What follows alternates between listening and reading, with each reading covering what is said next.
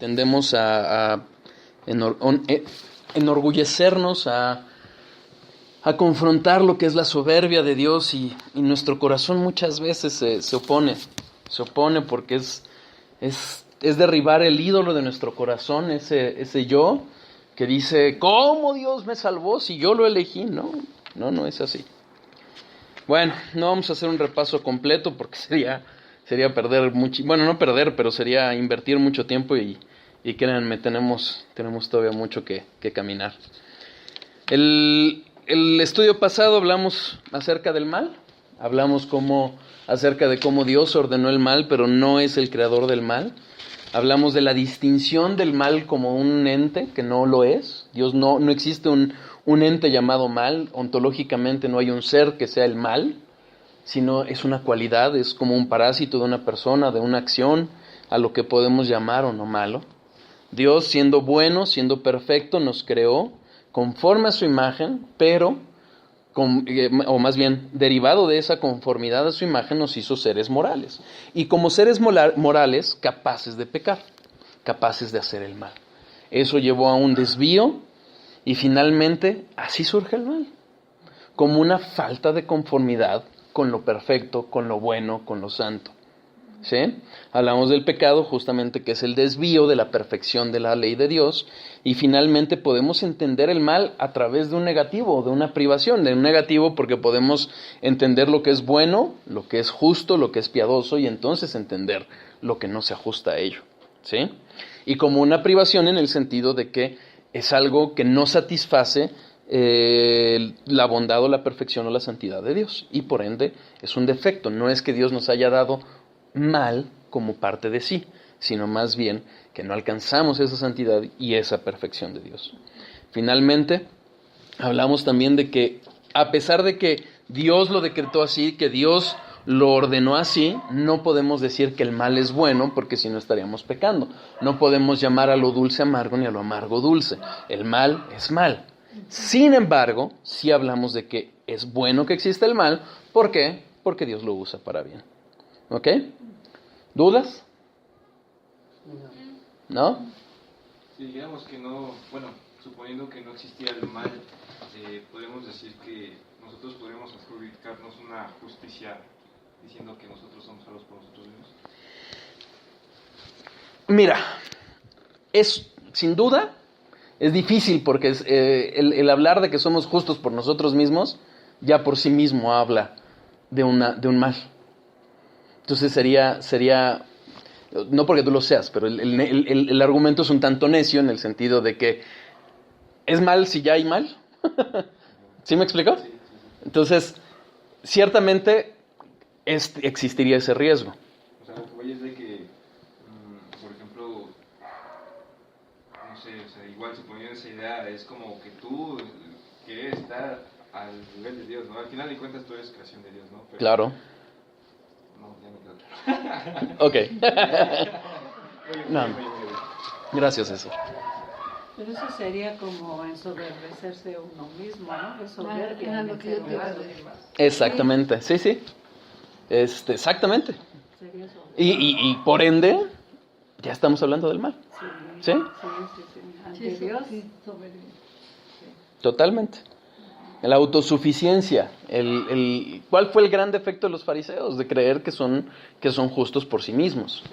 ¿Sí? Por creer satisfacer la justicia de Dios. Y no es así. Esa ¿Okay? palabra de autosuficiencia también la debemos de quitar de nuestro vocabulario, ¿no? Porque, pues sí. Porque si para algo nos ayuda la soberanía, es entender que somos dependientes de Dios. Tenemos que ser 100% dependientes. Totalmente. ¿Ok? Bueno. Vamos a ver. Entonces, por favor, siéntense. Entonces, vamos a hacer una breve referencia y por qué todo este caminar.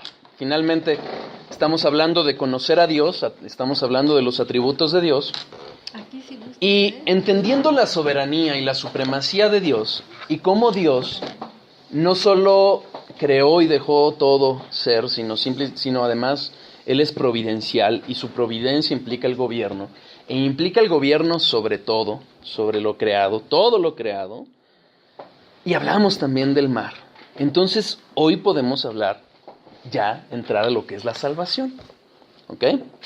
Ese tema al que siempre quisimos entrar y siempre me preguntaron, ya vamos a entrar, ya, finalmente. Vamos a entender cómo se da la salvación. Porque finalmente, para entender la soberanía, vamos a ver que Dios es soberano en la salvación. Acuérdense, si no, ahí están los estudios. Hay básicamente 4 posiciones. La posición clásica, o agustino calvinista, la moliniana, el arminianismo y el teísmo abierto.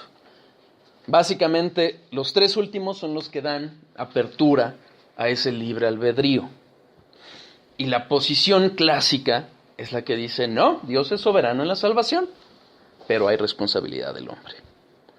¿Cuál vamos a ejercer o por cuál vamos a optar? Tenemos que partir de la palabra.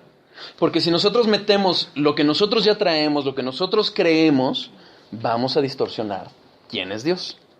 ¿Ok? Entonces, vamos a entender la salvación. ¿Cómo opera? Ya entendiendo la salvación, cómo es que Dios opera en la salvación, vamos a poner ejemplos de cómo opera la soberanía con la responsabilidad, con ejemplos bíblicos, obviamente. Y después de ello, ahora sí vamos a analizar bien por qué el hombre es responsable. ¿Ok? El principio básico, ¿se acuerdan que lo empezamos a ver el estudio pasado? Jonás 2:9, por favor. Retomando un poquito lo que veíamos, ¿qué pasa con Jonás? Jonás es enviado por Dios a predicar a Nínive. Nínive es un pueblo impío, es un pueblo gentil, que no son judíos. Entonces por eso chocaba tanto a Jonás el hecho de ir a predicar a este pueblo. Porque decía, ¿cómo? Si nosotros somos el pueblo elegido y además los vas a perdonar, ¿no? Y los vas a perdonar y yo les voy a ir a predicar acerca del juicio, entonces a profetizar acerca del juicio. Entonces también le preocupaba suyo cómo iba a quedar él como profeta, ¿sí? Y finalmente este es el mensaje central del libro. Mas yo, con voz de alabanza, te ofreceré sacrificios. Pagaré lo que te prometí. Las salvaciones de Jehová. Finalmente ese es el principio básico. La salvación es de Dios. Dios es el que determina quién se salva. ¿Por qué nos salvó a todos? ¿Porque éramos demasiado pecadores? O sea, ¿hay un pecador que podamos decir, ese cuate es demasiado pecador como para ser salvo? No. Primera de Timoteo 1:15.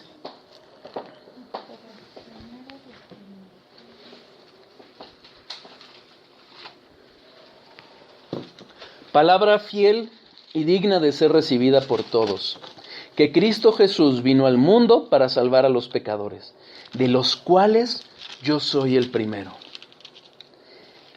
Si algo nos puede ayudar, sobre todo ya este cambio o esta regresar a la palabra, sobre todo para los que venimos de un contexto de una falsa doctrina como fue la doctrina carismática, es entender que somos pecadores. Y entre más conocemos a Dios, entre más vamos conociendo su palabra, más somos expuestos a la luz y más vamos entendiendo que somos muy pecadores. Pablo era perseguidor de la iglesia de Cristo. A sus pies fue que murió el primer mártir, Esteban. A sus pies echaron sus ropas. Y él se complació en ello. Aún pidió permiso para ir a Damasco a perseguir a Camino, a como se les llamaba, a los cristianos. O sea, él mataba a los cristianos. Y es ahí donde Jesucristo lo confronta y le dice, ¿por qué me persigues? Pecador, asesino de cristianos. ¿Y qué pasa? Jesús lo salva. Y aquí vemos, por eso, y porque seguramente siguió creciendo y creciendo en esa revelación, y fue dándose cuenta cuán pecador, y por eso puede decir, yo soy el primero, el mayor de los pecadores. Entonces, No es que seamos suficientemente pecadores para que Dios nos salve a alguien. No es eso. Entonces, ¿por qué es? ¿Porque nuestro corazón es demasiado duro? No. Ezequiel 11:19.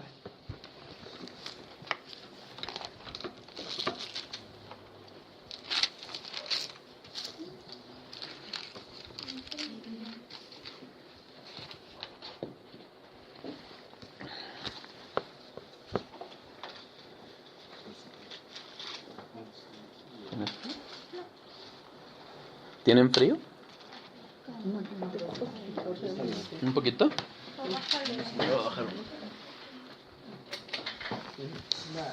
Ezequiel 11:19. Y les daré un corazón y un espíritu nuevo pondré dentro de ellos. Y quitaré el corazón de piedra de en medio de su carne y les daré un corazón de carne. No es suficientemente duro un corazón porque Dios lo va a quitar. Y nos va a dar un corazón nuevo. Entonces, no es la dureza del corazón, no es que seamos demasiado pecadores. Incluso Job reconoció esta situación. Como antes, éramos contados entre ellos, éramos parte de ellos. Job 21.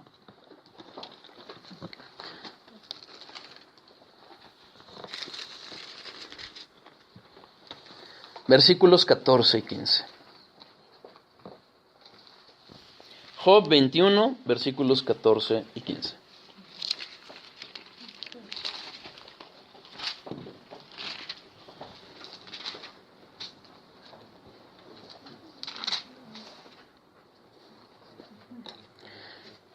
Dicen pues a Dios, apártate de nosotros, porque no queremos el conocimiento de tus caminos. ¿Quién es el Todopoderoso para que le sirvamos? ¿Y de qué nos aprovechará que oremos a Él? Era tal la condición y su conocimiento entender que somos pecadores, que esa es nuestra reacción, así somos. Y Job en este momento está reconociendo que así somos. Y así éramos todos y cada uno de nosotros, aborrecedores de Dios. Por ende, haríamos mal si no somos compasivos con quienes no conocen de Dios. 1 Corintios 4:7. Yo sé que es andar mucho, pero sean indulgentes conmigo, por favor. 4:7.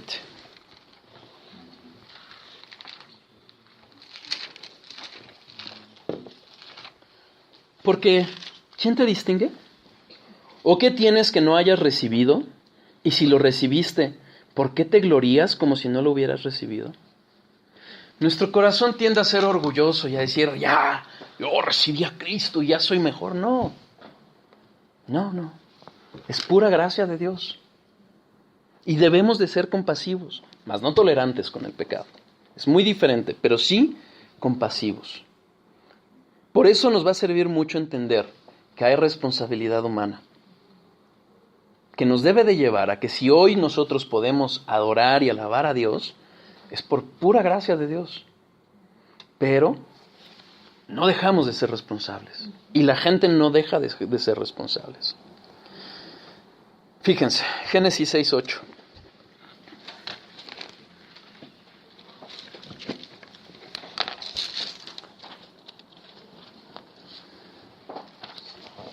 ¿En qué momento estamos de la humanidad?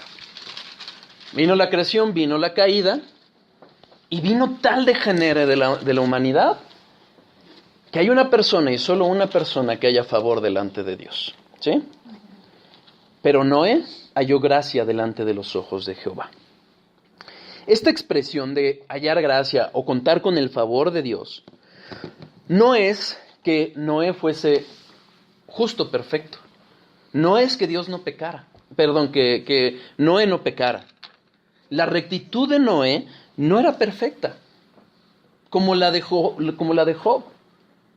¿Cómo lo podemos ver? Pues en Noé, cuando después del diluvio se embriagó. No era perfecto. Pero ¿por qué entonces haya gracia delante de Dios? Porque es la gracia la que le hace poder temer de Dios. ¿Ok? Ahorita vamos a analizar un poquito más de eso. Pero aquí lo que quiero hacerles ver es que si Noé tenía cierta rectitud, no era una rectitud propia, sino que era la gracia de Dios, el favor de Dios,